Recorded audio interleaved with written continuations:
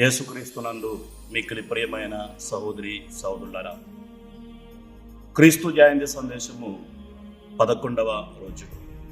ఈరోజు మనం ధ్యానించుకునే అంశం, యేసు ప్రభువు మానవునిగా జన్మించినప్పుడు మానవులకు దైవపుత్రులకు అవకాశము కలిగింది.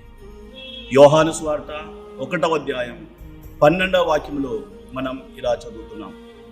ఆయనను స్వీకరించిన వారికి, ఆయన యందు విశ్వసించిన వారికి ఆయన దైవపుత్రులకు శక్తిని అనుగ్రహించారు. ప్రియమైన సహోదరి సహోదరులారా, మనం మానవులమే, పాపాత్ములమే అయినప్పటికీ యేసు ప్రభువు మనిషిగా అవతరించడం ద్వారా మనలను దైవపుత్రులుగా మార్చడం జరిగింది. పునీత పౌలు గారు గలతీయులకు రాసిన లేఖ 3వ అధ్యాయం 26వ వాక్యములో మనం ఈ విధముగా చదువుతున్నాం. యేసుక్రీస్తునందు గల విశ్వాసము ద్వారా మనం దైవపుత్రులమయ్యాము. యేసుక్రీస్తునందు ఎవరైతే విశ్వాసం ఉంచుతారో వారందరూ దైవపుత్రులుగా మారుతారు.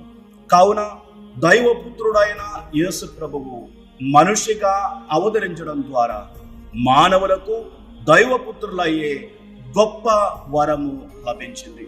పునీత పౌలు గారు గలతీయులకు రాసిన లేఖ 4వ అధ్యాయం వచనములు 5 నుంచి 7 వరకు ఈ ఒక గొప్ప సత్యాన్ని మనకు నేర్పిస్తుంది. యేసుక్రీస్తు మనిషిగా అవతరించడం ద్వారా చట్టానికి లోబడిన మానవులను దైవపుత్రులుగా యేసు ప్రభువు మార్చారు.